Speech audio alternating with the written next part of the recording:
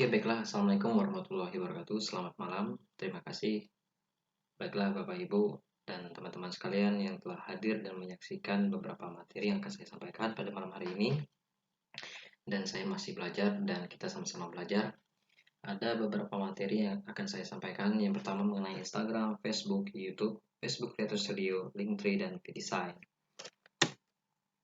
Oke, baiklah. Yang pertama saya akan membahas mengenai Instagram. Instagram pertama kali dirilis secara resmi pada tanggal 6 Oktober 2010 yang diinisiasi oleh Kevin Systrom dan Mark Krieger yang merupakan kedua CEO yang tergabung dalam sebuah perusahaan yaitu Bourbon.ins dan hanya baru bisa digunakan pertama kali di iOS.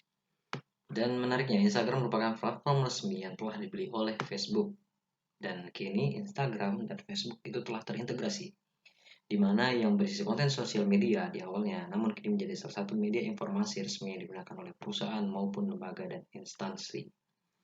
Dan masih banyak sekali manfaat-manfaat yang akan bisa kita jabarkan nanti.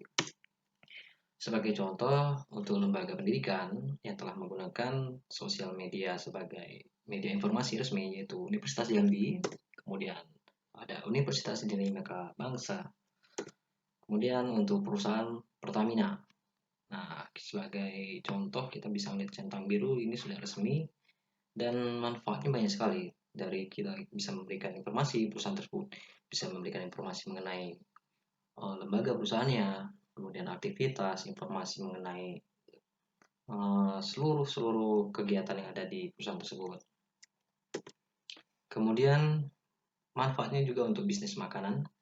Kita bisa di sini adalah hashtag. Kita bisa mencari bisnis makanan apa yang paling populer pada tahun 2020 misalkan, ataupun kita mempunyai sebuah bisnis dan kita bisa menggunakan Instagram ini sebagai media sarana untuk kita mempromosikan bisnis tersebut. Kemudian adalah Facebook. Facebook situs nomor 2 pengguna terbesar di dunia. Seperti yang telah disebutkan di atas, karena Facebook memiliki banyak pengguna di seluruh dunia, maka tidak heran jika media sosial tersebut menjadi situs nomor 2 dan pengguna trafik terbesar di dunia di bawah Google. Nah, apa saja layanannya yang bisa kita gunakan? Pada Facebook kita bisa mendapatkan layanan marketplace, di mana kita bisa mencari barang, kemudian kita bisa menjual barang, menjual bisnis, mempromosikan bisnis kita pada platform tersebut. Kemudian bisa menjadi sarana sosial media mengenai aktivitas kita, aktivitas teman, dan lain-lain. Kemudian di Facebook mempunyai grup dan ataupun forum ya. Jadi kita bisa terintegrasi, bisa membuat sebuah komunitas bisnis maupun komunitas organisasi kita. Kalau kamu cari sesuatu di mana? Nah, ini menariknya. Ada 3 platform, 3 tempat, yaitu yang pertama adalah Google, kemudian Instagram, Facebook, dan terakhir YouTube. Iya, sebenarnya YouTube di sini masuk juga ya. Untuk Google kita selalu mencari informasi yaitu dengan search engine saat ini adalah tempat nomor 1 kita mencari sesuatu itu di Google. Kemudian Instagram. Nah, menariknya Instagram, jika kita ingin mencari informasi mengenai perusahaan, lembaga, instansi, teman, maupun tempat bisnis, kita sekarang sudah menggunakan Instagram.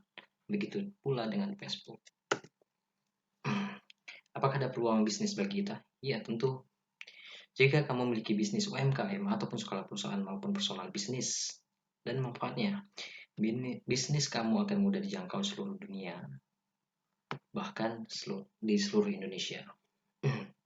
Ini menariknya, untuk jumlah penduduk yang ada di Indonesia, data terakhir catat pada tahun 2015 sebesar 238.518.000 jiwa di Indonesia. Diproyeksikan pada 2020 akan meningkat sebanyak 271.066.000 jiwa.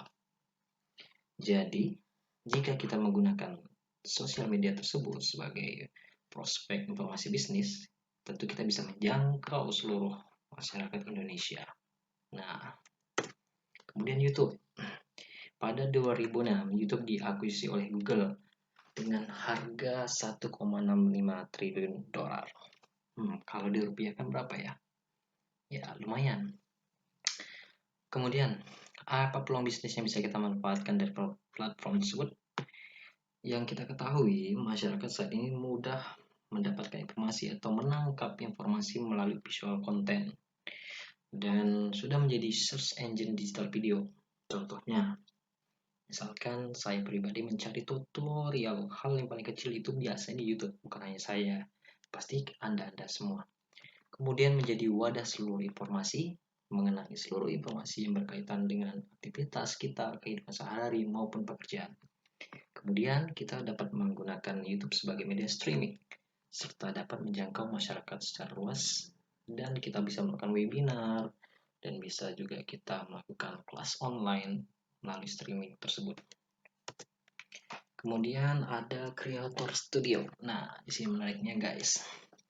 Untuk Creator Studio Bapak Ibu, kita bisa melakukan postingan terjadwal. Misalkan Bapak Ibu mempunyai bisnis pada Instagram, kita bisa melakukan postingan terjadwal di sini. Dan ini akan terhubung ke Facebook. Syaratnya bisnis Bapak di Instagram mesti mempunyai Facebook Page.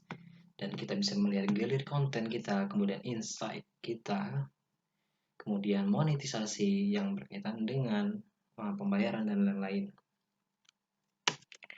Baiklah, ini sudah saya jelaskan postingan terjadwal, kita bisa melihat insight dan juga kita bisa live streaming Bapak Ibu.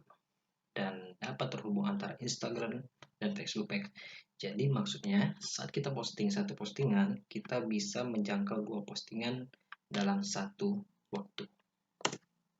Kemudian ada Linktree.